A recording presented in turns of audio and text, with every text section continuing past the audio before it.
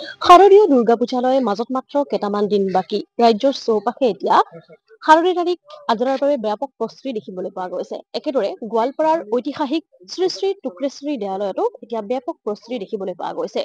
যিহেতু ১৭শ শতিকাত ৰজা কুমুদ নাৰায়ণে প্ৰতিষ্ঠা কৰা শ্ৰী শ্ৰী টুক্ৰেশ্বৰী দেৱালয়ত ঐতিহাসিক যি টুক্ৰেশ্বৰী দেৱালয় প্ৰতি বছৰে প্ৰতিমাবিহীনভাৱে ইয়াত পূজা কৰা হয় আৰু লাখ লাখ ভক্তগণৰ সমাগম ঘটে এই পূজাস্থলীত। তাৰ বাবে আমি বৰ্তমান উপস্থিত আছো টুক্ৰেশ্বৰী দেৱালয়ত আৰু ইয়াত যিহেতু ইয়াৰ পৰিচালনা সমিতিয়ে সুন্দৰভাৱে তেওঁলোকে ইয়াৰ যি প্ৰস্তুতি চলাইছে সুন্দৰভাৱে ইয়াত সজাই পৰাই তুলিছে এই টুক্ৰেশ্বৰী দেৱালয়ত ৰং তুলিকাৰী আচলতে সজাই পৰাই তোলা হৈছে গোটেই টুক্ৰেশ্বৰী দেৱালয়ত আৰু যিহেতু টুক্ৰেশ্বৰী দেৱালয়ত ১৭শ শতিকাত যি ৰজা কুমুদ নাৰায়ণে প্ৰতিষ্ঠা কৰিছিল আৰু তেতিয়াৰ পৰাই ৰজাদিনীয়া পৰম্পৰা অনুসৰি ইয়াত পূজা অৰ্চনা কৰা হয় আৰু প্ৰতিমাবিহীনভাৱে ইয়াত যিহেতু পূজা অৰ্চনা কৰা হয় আৰু ক'ব লাগিব যিহেতু এই যি টুক্ৰেশ্বৰী দেৱালয় যি বান্দৰৰ ৰজা বান্দৰৰ এখন ৰাজ্য থকা বুলিও এইটো খ্যাত আৰু ইয়াত যিহেতু কপিকুলসকলে ইয়াত যিহেতু মহানৱমীৰ দিনাখন টুক্ৰেশ্বৰী দেৱালয়ত ইয়াত বৃহৎ বলি বিধান হয় আৰু এই বলি বিধানত যিহেতু বলি দিয়াৰ পিছত যিখিনি ৰক্ত হয় সেই ৰক্ত আচলতে এই কপিকুলসকলে পান কৰে বুলিও এটা লোকবিশ্বাস ইয়াত আছে আৰু এই পৰিচালনা সমিতি আছে তেওঁলোকৰ পৰা জানিবলৈ চেষ্টা কৰিম কেনেদৰে তেওঁলোকে প্ৰস্তুতি চলাইছে আৰু যিহেতু ইয়াত লাখ লাখ ভক্তগণ আহে তেনেদৰে প্ৰস্তুতি চলাইছে ক'ব কেনেদৰে প্ৰস্তুতি চলাইছে আৰু কি এইবাৰ ইয়াত আপোনালোকে কি কৰিছে কিমান দিনীয়া কাৰ্যসূচী লৈছে? মই সকলো ৰাইজলৈ আগন্তুক দুৰ্গা পূজাৰ শুভেচ্ছা কামনা কৰিছো। সাধাৰণতে আমি প্ৰত্যেক বছৰে শ্ৰী শ্ৰী মা টুক্ৰেশ্বৰী দেৱালয়ত দুৰ্গা পূজা অনুষ্ঠিত কৰি আহিছো। এইবেলিও আমি অনুষ্ঠিত কৰিবৰ কাৰণে সম্পূৰ্ণ প্ৰস্তুতি চলাইছো আৰু আমাৰ ইয়াত আমি আগে পিছে দেখিবলৈ পাইছো যে যথেষ্ট ভক্তৰ আগমন ঘটে আৰু সেই আগমনৰ প্ৰতি আমি লক্ষ্য ৰাখি আমাৰ যি কৰণীয় সেইখিনি আমি মোটামুটি প্ৰস্তুত কৰিছো বা শেষ কৰিছো। গোটেইখিনি ব্যৱস্থা কৰিছে যিসকল আহিব তেওঁলোকৰ ধৰি লোৱা থকা লোৱা পানী ইত্যাদি যিকোনো যাতে অসুবিধা নহয় তেওঁলোকৰ সেইখিনি গোটেইখিনি আমি সম্পূৰ্ণ কৰি তুলিছো। কিমান দিনীয়া কাৰ্যসূচী এইবাৰ লৈছে আপোনালোকে? আমাৰতো এনে ষষ্ঠী সপ্তমী অষ্টমী নৱমী দশমী এই ৪ দিনীয়া কাৰ্যসূচীয়ে থাকে। তাৰ মাজত আৰু আমাৰ একো নাথাকে।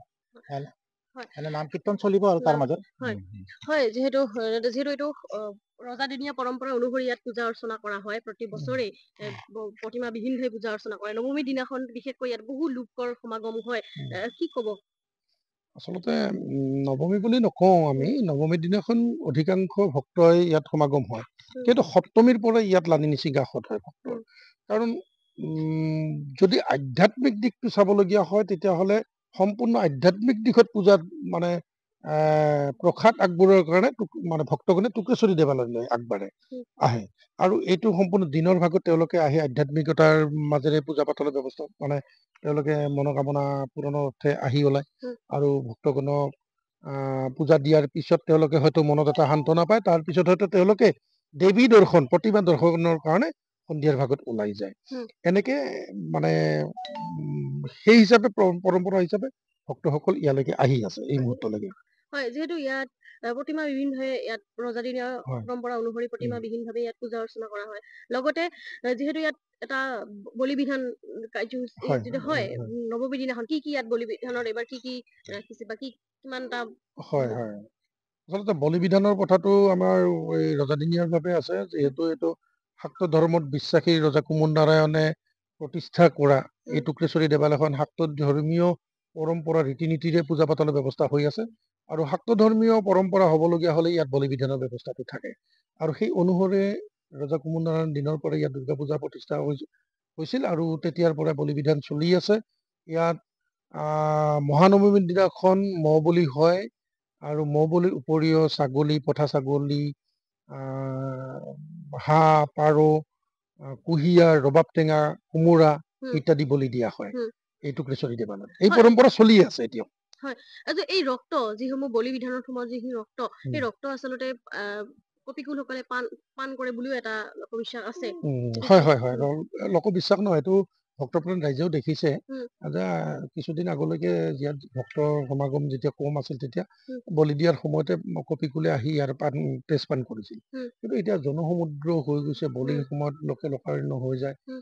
কপিকুলে মানে দূৰতে থাকিবলগীয়া হৈ যায় উম। আৰু যেতিয়া ভক্তগণ বলিহালৰ পৰা আঁতৰি দিয়ে উম। তাৰপিছত কিন্তু কপিকুলে আহি ইয়াত মানে তেজপান কৰে তেজপান এইটো ভক্তসকলৰ দৃষ্টিগোচৰ ইতিমধ্যে হৈ গৈছে হয় যিহেতু ইয়াত হাজাৰ হাজাৰ ভক্তপ্ৰাণ ইয়াত আহে কিহৰ বাবে টুক্ৰেশ্বৰী দেৱালয়ত ভক্ত এইটো সম্পূৰ্ণ আধ্যাত্মিক ইয়াত আধ্যাত্মিকভাৱে যদি পূজা পাতিবলগীয়া হয় উম। তেতিয়াহ'লে টুক্ৰেশ্বৰী দেৱালয়ত ভক্তসকলে আহি ওলায় উম।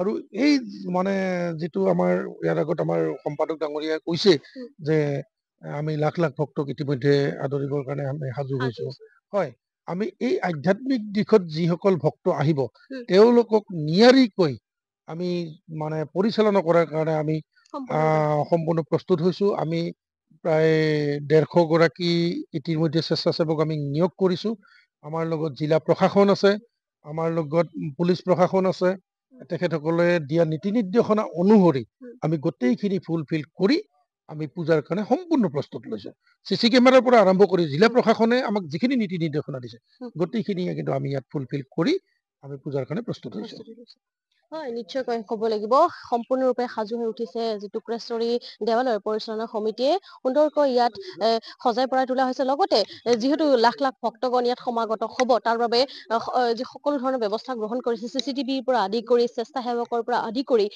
সকলো ধৰণৰ ব্যৱস্থা গ্ৰহণ কৰিছে পৰিচালনা সমিতিয়ে ইতিমধ্যে আমি ND24 দৰ্শকক জনাইছো আৰু গোৱালপাৰাৰ যি টুক্ৰেশ্বৰী দেৱালয়ৰ যি পৰিৱেশ আমি কেনেধৰণে প্ৰস্তুতি চলাইছে সেয়া দেখুৱাবলৈ যত্ন কৰিলো